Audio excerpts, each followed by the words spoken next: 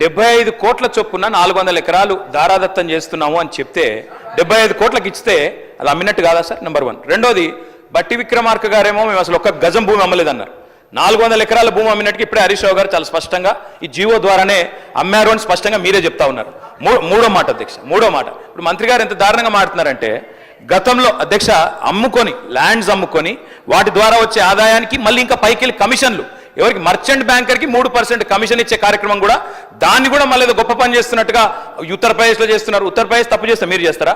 ఉత్తరప్రదేశ్ వాళ్ళు తప్పుడు పనులు చేస్తే మీరు తప్పుడు పనులు చేస్తారా? నేనేమంటున్నా సార్, ఒక్క మాట మీరు తర్వాత చెప్పండి మహేష్ అన్న, మీతో ఒకటే ప్రార్థన సార్, దయచేసి ఇవాళ ఇప్పుడే చెప్తా ఉన్నారు నాకు మిత్రులు వచ్చి, మా ఎమ్మెల్యేలు చెప్తా ఉన్నారు, నేను తమరిని రిక్వెస్ట్ చేస్తా ఉన్నా సార్,